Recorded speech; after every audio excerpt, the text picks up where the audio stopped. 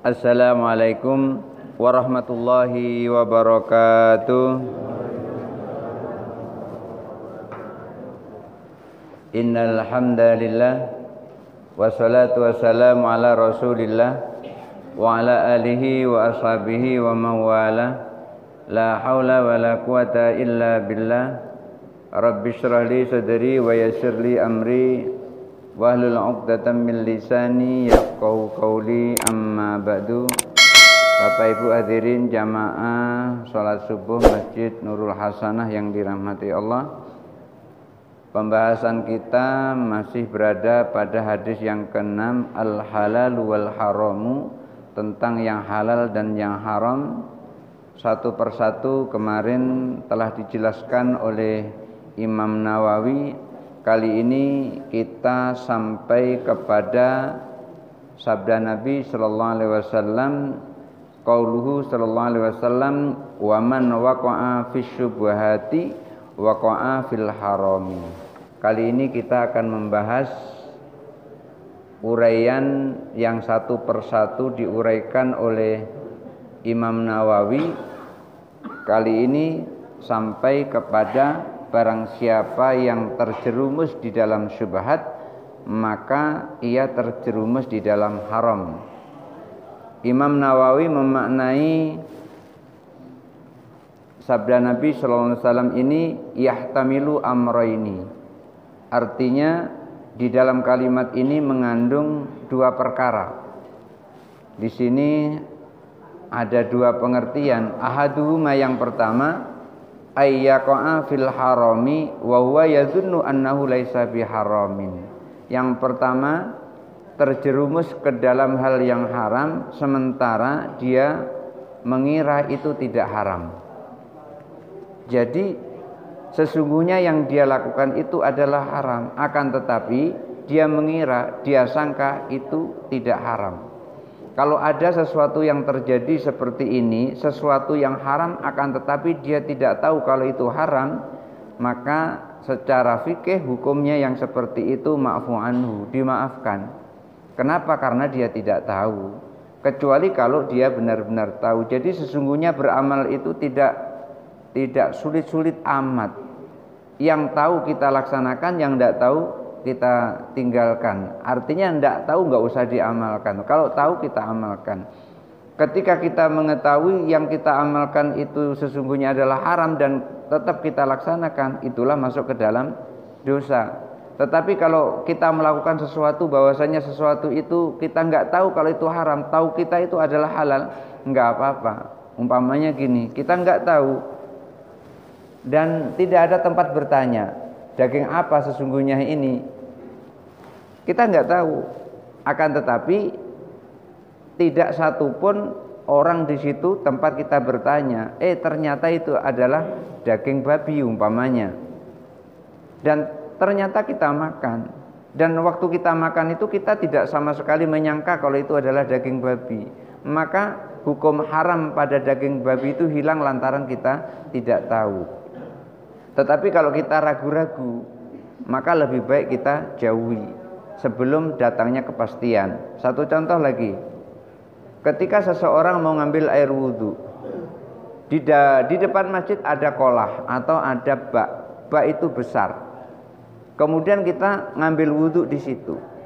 Kita nggak tahu kalau bak tadi itu habis dijilat oleh anjing. Maka ketika air yang dijilat oleh anjing itu sudah barang tentu hukumnya adalah najis. Tapi kita nggak tahu kalau itu dijilat oleh anjing. Lalu kita dengan yakinnya kita bahwasanya air itu adalah bersih, air itu adalah suci, lalu kita pakai untuk wudhu, sah wudhunya. Tetapi ketika dikasih tahu oleh orang bahwasanya, maaf Pak, tadi itu udah dijilat oleh anjing air itu, lalu kita tetap memakai juga, maka itu terjerumus ke dalam wudhu kita tidak sah lantaran air yang kita pakai untuk wudhu dijilat oleh anjing. Maka yang pertama beliau sampaikan terjerumus ke dalam keharaman, tapi dia mengira bahwasanya itu tidak haram. Kemudian wasani yang kedua, ayyakunal maknanya adalah qad qaraba ayyaqa fil harami. Maksudnya ia sungguh telah mendekati, ia tahu artinya itu, ia tahu apa yang dilakukan itu mendekati kepada barang yang haram. Wa kama yuqalu, sebagaimana ulama menyampaikan, al-ma'asi baridul kufri, kemaksiatan itu adalah pintu kekufuran.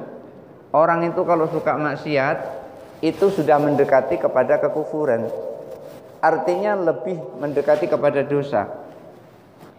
Li'anna nafsa idza waqa'at fil mukhalafati, ketika diri atau ketika jiwa itu sudah terjerumus kepada sesuatu yang berselisih, artinya di sini di dalam batinnya itu berperang di situ. Ketika seseorang itu sudah berselisih, masuk dalam perselisihan di dalam hatinya, di dalam jiwanya, tadarajat min mafsadatin ila ukhra akbaru minha, maka nanti pelan-pelan dia akan naik menuju pada kerusakan yang lain yang lebih besar. Ketika seseorang sudah berani masuk kepada sesuatu yang sesungguhnya di dalam batinnya itu bertentangan, akan tetapi ia terobos di situ, ia biasakan di situ, maka dari yang kecil lama-lama dia menjadi melakukan perbuatan yang lebih besar dosanya. Qila, itulah dikatakan di dalam Al-Qur'an, wa ila dzalika al-isyaratu biqaulihi ta'ala, ada isyarat dari firman Allah Subhanahu wa taala surah Ali Imran ayat 112, a'udzubillahi minasyaitonir rajim, wa yaqtulunal anbiya'a bighairi haqq, mereka membunuh para nabi tanpa alasan yang hak, tanpa alasan yang benar. Dzalika bima asaw wa kanu ya'tadun, itu karena mereka bermaksiat dan mereka telah melampaui batas. Awal mulanya mereka tidak taat kepada para nabi, mendustakan ayat-ayatnya, awal mulanya begitu. Kemudian terus meningkat kemana? Meningkat sampai berani membunuh nabi. Awal mulanya begitu. Jadi dosa itu adalah pelan-pelan. Dosa itu mulai dari kecil dulu, udah terbiasa, mulai yang agak naik dikit tingkatannya, udah naik dikit tingkatannya, kemudian terus terbiasa naik lagi. Begitu kalau tidak kita kendalikan, kalau tidak kita sadari, seperti itu. Jadi pelan-pelan. Berbuat baik juga begitu, mulai dari kecil dulu, udah kecil kemudian terus mulai yang lebih besar lagi, begitu seterusnya. Tinggal yang kita lakukan yang mana? Yang baik atau yang buruk? Yang buruk seperti itu juga, yang baik juga seperti itu. Oleh karena itu Allah memberikan ibrah bahwasanya mereka itu membunuh para nabi dengan cara yang tidak hak. Itu kenapa? Karena mereka berawal dari bermaksiat, mereka berawal dari tidak mentaati apa yang dibawa oleh para nabi tersebut, sehingga mereka melampaui batas, sehingga mampu membunuh mereka. Yuridu annahum tadarraju bil ma'asi ila qatil anbiya. Maksud dari ayat ini adalah ada peningkatan mulai dari melakukan maksiat sampai membunuh para nabi alaihi wassalatu wassalam. Wa fil hadis, dan Imam Nawawi juga mengutip dalam sebuah hadis, la'anallahu sariqa, Allah sungguh telah melaknat orang yang mencuri. Pencuri dilaknat oleh Allah Subhanahu wa taala. Yasrukul baydata, pencuri yang mencuri telur saja dituri. Fatuk ta'u yaduhu, karena mencuri telur tadi tangannya dipotong. Wa yasrikul habla, mencuri tali. Fatuk ta'u yadahu, fatuk ta'u yaduhu, mencuri telur dipotong tangannya, mencuri tali dipotong tangannya. Maksudnya di sini adalah ayat tadarraju minal baydati wal habli ila nisabis sarakati, hanya mengambil telur dan mengambil tali, kemudian dinisbahkan, kemudian diukur itu sebagai seorang pencuri. Kalau diukur sebagai seorang pencuri, berarti tangannya dipotong. Itu mulai dari kecil dulu, kemudian terus menjadi besar. Nah, inilah siapa orang yang terjerumus ke dalam syubhat, maka ia terjerumus ke dalam haram. Oleh karena itu ketika sesuatu itu syubhat, ada tempat bertanya, segera kita bertanya. Kalau seandainya tidak ada yang atau tempat bertanya tidak ada, ya kita bersabar dulu. Kecuali kalau itu merupakan sesuatu yang sangat penting. Kalau tidak dilakukan nanti akan berbahaya, itu lain halnya. Karena darul mafasidi muqaddamun ala jalbil masalih. Umpamanya perutlah sudah sangat lapar, terus tempat bertanya nggak tahu ini makanan ini mengandung babi atau tidak mengandung babi, kita nggak tahu, mau bertanya kepada siapa umpamanya, atau pada saat itu kita sudah lupa mau bertanya kepada siapa saking laparnya, kan bisa terjadi itu. Karena saking laparnya kemudian terus lupa mau bertanya. Karena saya pernah juga mengalami yang seperti itu ketika dulu awal mula ditempatkan di masjid karena nggak punya uang untuk ngontrak bedeng. Akhirnya masuklah saya ke masjid itu, namanya Masjid Al-Muhajirin, masjid yang dekat di terminal. Jadi penurunan DKT itu turun ke bawah. Karena memang dari siang itu nggak makan, malamnya itu lapar bukan main. Setelah ngajar-ngaji anak-anak, biasanya kalau dulu saya biasa beli mie itu namanya mie pangsit, itu kalau di kampung itu nggak terlalu mengkhawatirkan. Akan tetapi begitu saya makan mie di situ, karena saking laparnya ya masuk semua mie itu. Tetapi begitu agak malam sedikit muntah keluar. Besoknya cerita dengan tetangga yang dekat dengan masjid itu. Begitu saya ceritakan, langsung saya diketawai oleh orang yang di dekat masjid itu. Saya tanya kenapa tertawanya, Ustadz makan mie babi katanya. Ternyata yang saya makan itu adalah mie mengandung babi. Saking laparnya nggak tahan lagi, sementara tempat untuk masak belum ada, beras juga belum ada. Akhirnya makanan yang di depan mata itulah yang kita beli. Ternyata perut tidak mau menerima, keluar juga. Tetapi catatannya di situ, pertama terlalu lapar sehingga kita tidak bisa berpikir lagi. Orang kalau sudah lapar kadang-kadang nggak bisa berpikir. Kalau udah terlalu lapar, kalau lapar biasa masih bisa, nih udah terlalu lapar. Yang kedua, tempat untuk bertanya itu tidak ada. Akhirnya besok lagi diberi pemberitahuan karena waktu itu sudah agak malam. Nah, terhadap sesuatu yang tidak tahu yang seperti ini, dengan kebutuhan yang mendesak seperti ini, daripada saya sakit, perut saya sakit, maka darul mafasidi muqaddamun alal jalbil masalih. Menolak kemadharatan, menghindari kemadharatan, menghindari bahaya itu lebih diutamakan daripada mengambil manfaat.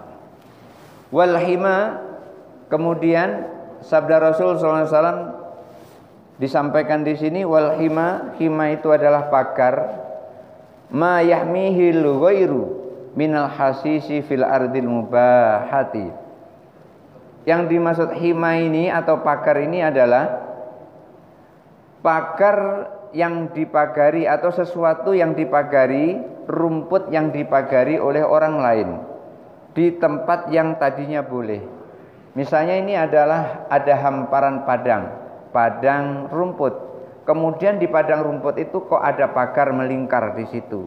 Itu artinya di dalam pagar itu telah dimiliki, dihai oleh seseorang. Kalau seandainya pagar itu tidak ada, maka kita bebas mengembala kambing, mengembala sapi, mengembala onta, di situ memakannya. Tapi kalau sudah dipagari, itu artinya itu sudah dihai atau dimiliki oleh orang lain.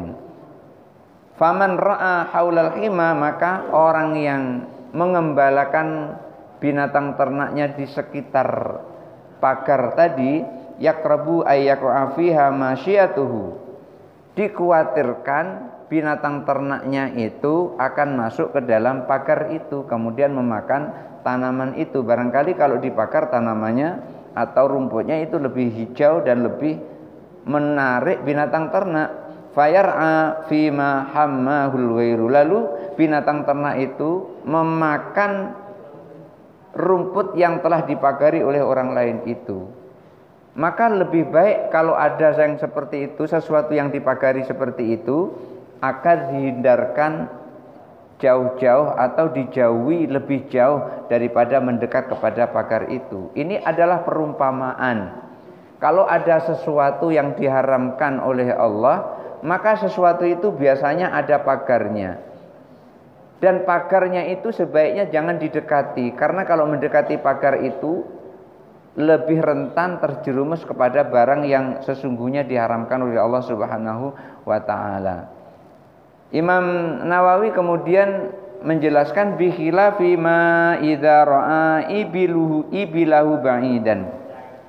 Berbeda halnya ketika seseorang mengembalakan ontanya jauh-jauh minal hima, dari pagar itu tadi, maka akan lebih selamat. Ketika ada sesuatu yang diharamkan oleh Allah, maka sesuatu itu biasanya Allah berikan pagar, maka jangan dekati pagar itu. Ketika kita tidak mendekati pagar itu, maka selamatlah kita dari sesuatu yang diharamkan oleh Allah Subhanahu wa taala. Lalu beliau sampaikan, wa'lam anna kulla muharramin lahu khima yuhitu bihi. Ketahuilah bahwa sesungguhnya setiap yang haram itu memiliki pagar yang mengelilinginya. Setiap yang diharamkan oleh Allah memiliki pagar, dan pagar itu mengelilingi yang diharamkan oleh Allah Subhanahu wa taala. Contohnya apa? Fal farju muharramun. Kemaluan itu adalah haram. Kemaluan itu adalah haram, oleh karena itu kemaluan juga punya pagar. Wahimahu al-fakhidhani. Pagarnya adalah dua paha. Kemaluan itu diharamkan oleh Allah Subhanahu wa taala, dan pagarnya adalah dua paha. Ketika kemaluan itu haram, maka paha juga haram untuk dilihat. Imam Ali sering sekali itu memberikan nasihat yang ditulis di dalam kitab Al-Muhadzab fi Fiqh Syafi'i. Kita dilarang untuk melihat paha, baik orang hidup maupun orang yang telah meninggal. Kenapa? Karena itu adalah merupakan pagar. Pagar dari apa? Pagar dari kemaluan. Kalau pagarnya saja haram, otomatis kemaluannya lebih haram lagi. Li'annahuma ja'ala hariman lil muharrami. Karena dua paha itu Allah jadikan sebagai pagar untuk yang diharamkan oleh Allah Subhanahu wa taala, yaitu kemaluan. Melihat paha saja tidak boleh, apalagi melihat kemaluannya. Wa kadzalikal khulwatu bil ajnabiyyati. Demikian juga ketika ada seorang laki-laki berduaan dengan perempuan yang bukan muhrim. Berduaan di tempat sepi itu merupakan pagar. Oleh karena itu tidak boleh. Yang dipagari apa? Yang dipagari tentu zina. Oleh karena itu fala taqrabuz zina, jangan mendekati zina. Ini kalau salah memahami bisa susah. Kan yang nggak boleh mendekati katanya gitu. Larangannya kan mendekati. Zinanya tidak dilarang katanya kan. Itu kan salah memahami.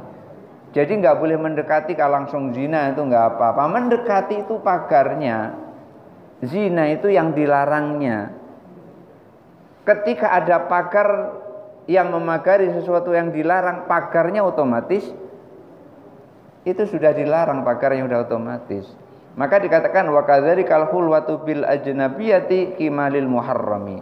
Demikian juga berduaan dengan wanita yang bukan muhrim di tempat yang sepi itu merupakan pagar untuk yang dilarang. Apa yang dilarang? Yang dilarang adalah melakukan perbuatan zina. Jangan memahami wala taqrabuz zina, jangan mendekati zina. Oh, yang dilarang adalah mendekati, berarti zinanya tidak boleh. Zinana boleh karena tidak ada larangan. Wala tuzannu, tidak, janganlah kamu berzina, tapi wala taqrabuz zina. Itu pemahaman yang sangat salah itu. Oleh karena itu untuk memahami sesuatu kita butuh penjelasan ulama. Tidak boleh kita langsung ke Al-Quran, langsung ke hadis tanpa penjelasan ulama. Mesti kita harus mengikuti penjelasan ulama. Kalau ulama menjelaskan itu tidak boleh, ya kita ikuti. Kalau ulama menjelaskan tidak apa-apa, itu hanya makruh, ya hukumnya adalah makruh. Fayajibu ala sahsi ayyajtanibal harima wal muharrama. Oleh karena itu setiap orang itu harus menjauhi yang haram dan yang diharamkan. Yang haram apa? Umpamanya tadi contohnya adalah kemaluan. Kemudian yang diharamkan apa? Yang diharamkan adalah pagarnya. Ketika sesuatu itu adalah haram, maka pagarnya juga haram. Dan kita disuruh menjauhi pagarnya itu, apalagi yang dipagari. Fal muharramu haramun li'ainihi. Oleh karena itu, yang diharamkan tadi, pagarnya itu tadi dengan sendirinya itu adalah haram. Karena memagari yang haram, maka yang dengan sendirinya dia adalah haram.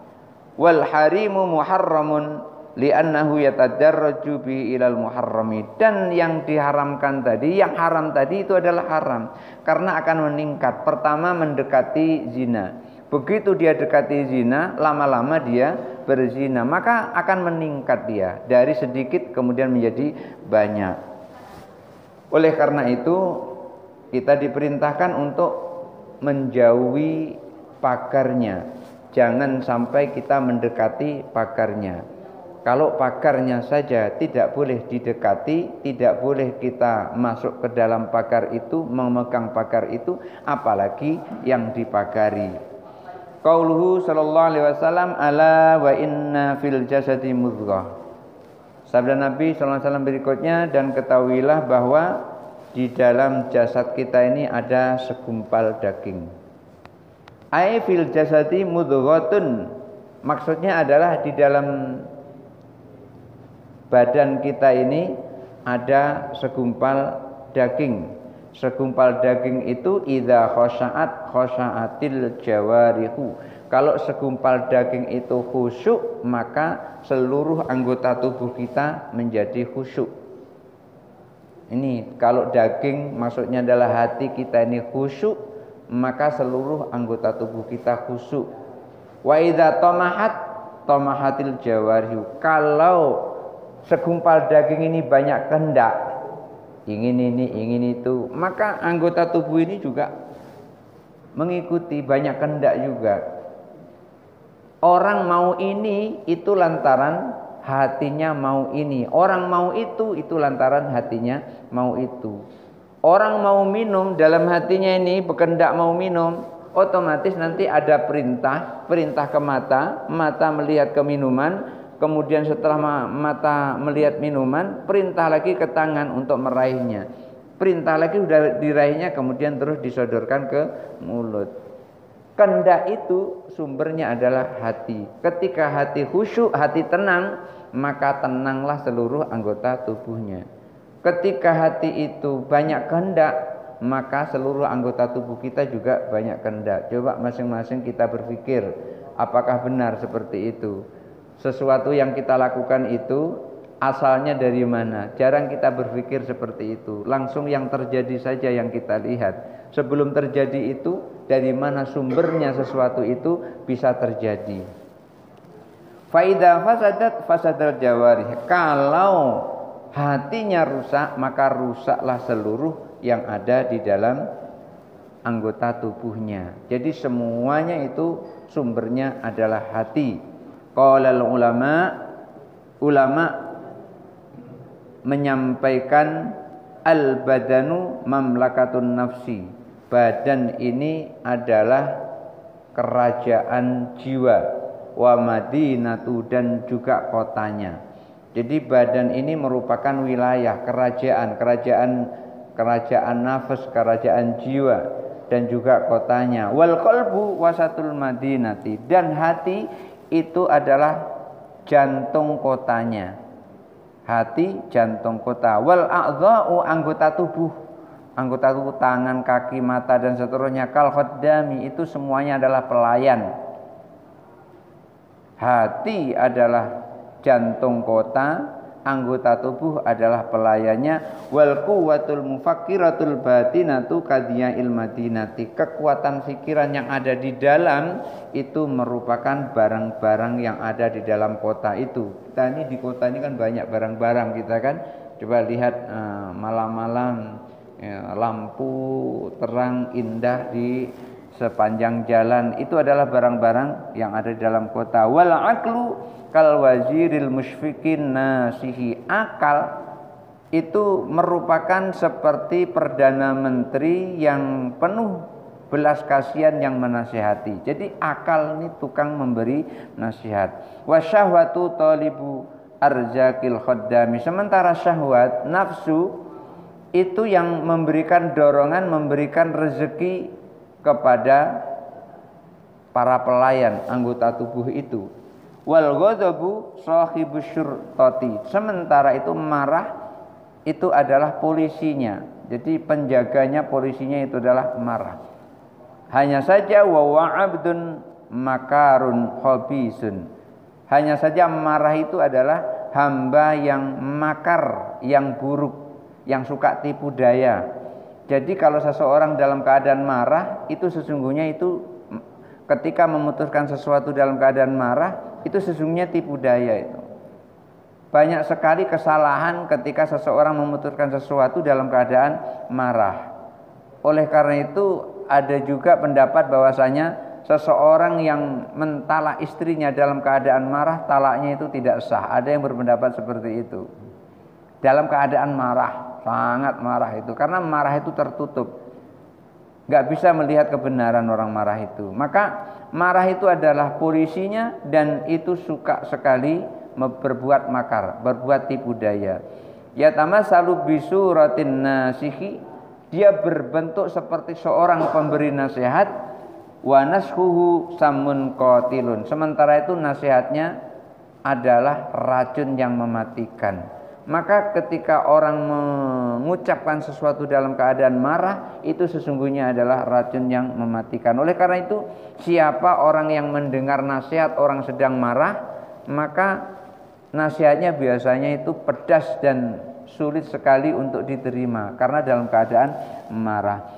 Wada'abuhu abadan munazi'atul wazirin nasihi, dan kebiasaannya marah itu, ghadab tadi, itu selalu menentang perdana menteri yang memberikan nasihat, yaitu akal. Marah itu selalu menentang kebijakan akal. Ketika akal melakukan kebijakan, memberikan nasihat yang benar, ditentang oleh marah. Karena apa? Karena sudah tertutup semuanya. Wal quwwatul mukhilatu fi muqaddamid dima'i, sementara itu kekuatan pikiran kita, artinya daya imajinasi kita, itu sesungguhnya adalah di otak bagian depan. Kal mukhazani, seperti penyimpanan. Jadi daya hayal itu berada di bagian depan, seperti tempat penyimpanan. Wal quwwatul mufakkiratu fi wasatid dima'i, sementara daya fikir kita itu berada di tengah-tengah otak. Wal quwwatul hafidatu fi akhirid dima'i, dan daya ingatan kita itu berada di otak paling belakang. Sementara itu wal lisanu katurjumani, lesan itu sebagai juru bicara. Jadi kalau ada sesuatu terjadi, maka juru bicaranya adalah lesan. Hatinya pengen sesuatu, juru bicaranya adalah lesan. Jadi yang diperintahkan adalah lesan, sehingga lesan menyampaikan sesuatu. Tetapi wal hawasul khamsu jawasisun, sementara itu panca indera kita itu sebagai mata-mata. Mata-mata yang memata-matai seluruh sekitar kita, yang nanti harus disampaikan kepada rajanya. Waqad ukila kullu wahidin minhum bisani'in minasinaat, masing-masing anggota tubuh itu diberi tugas. Tugasnya adalah melakukan sesuatu. Dari anggota tubuh ini masing-masing punya tugas, dan tugasnya itu melakukan sesuatu. Sesuatu itu dilakukan untuk diserahkan kepada hati, karena hati adalah merupakan rajanya di situ. Dan nanti akan ditimbang-timbang oleh akal, karena akal itu adalah merupakan wazir, perdana menterinya. Barangkali Itu saja dulu yang bisa saya sampaikan karena masih panjang, nanti diteruskan waktunya nggak cukup. Insya Allah nanti akan dilanjutkan pada minggu berikutnya. Baik, saya ingin menyampaikan apa yang ditanyakan tentang hati tadi. Hati yang dimaksud di sini adalah hati bukan dalam bentuk fisik, tetapi hati dalam bentuk non fisik. Hati yang tidak bisa diraba, hati yang tidak bisa dipegang. Itu maksudnya seperti itu. Karena hati yang fisik ini tidak bisa perintah apa-apa. Tetapi kalau hati yang non fisik, yang tidak ada yang tahu kecuali Allah, itulah yang sesungguhnya yang menjadi raja di dalam tubuh kita, di dalam jiwa kita. Dan Rasulullah mengumpamakan, mengibaratkan hati itu ya hati dalam bentuk fisik ini, tetapi sesungguhnya bukan yang itu yang dimaksud.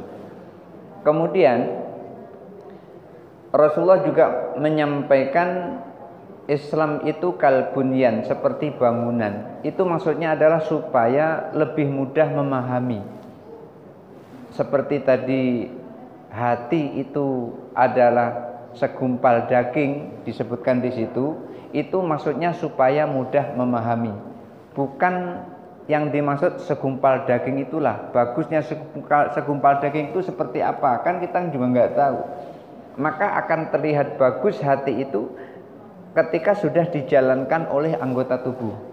Ketika seseorang punya hati, hatinya perintah kepada lesannya, kemudian lesannya bertutur kata yang indah, bertutur kata yang baik, bertutur kata yang menyenangkan orang lain, maka berarti hatinya adalah baik. Terlihat hati baik itu setelah diaplikasikan oleh anggota tubuh itu. Oleh karena itu banyak sekali kejadian-kejadian seperti diantaranya orang baik. Orang baik itu tidak bisa mengatakan sesuatu itu jelek dengan kata-kata yang jelek.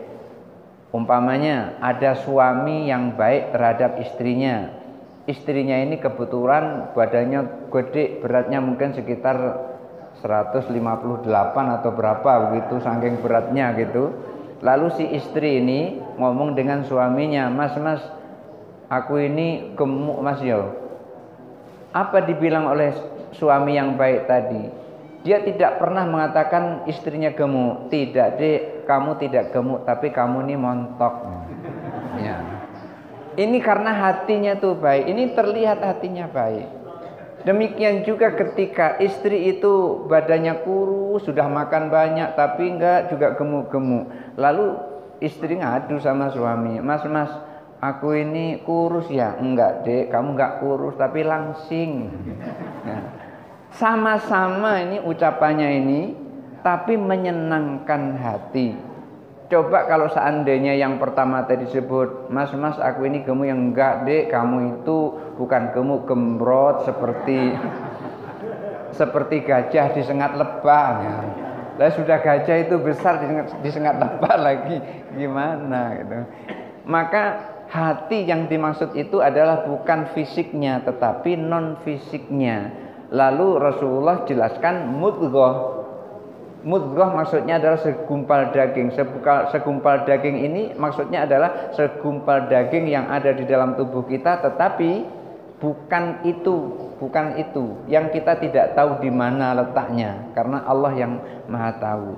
Kemudian yang satu lagi tentang seseorang menjual sesuatu, apakah perlu ditanyakan dari mana duitnya untuk membeli itu? Maka jawabannya adalah tidak perlu menanyakan.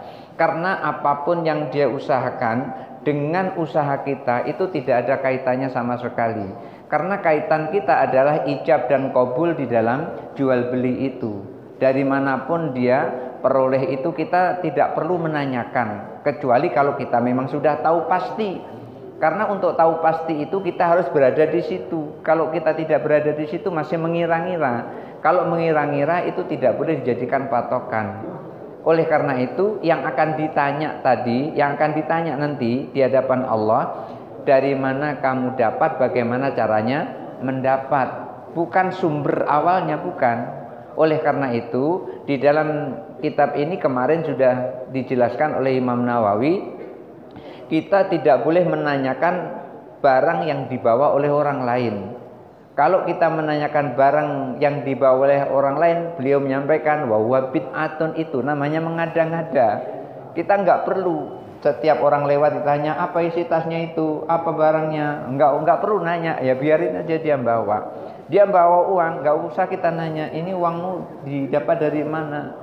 Kemudian bagaimana cara memperolehnya? Tiap hari berapa dapatnya? Enggak usah bertanya seperti itu. Karena bertanya seperti itu pertama buang-buang waktu, yang kedua itu dikatakan oleh Imam Nawawi bid'atun, itu adalah mengada-ngada.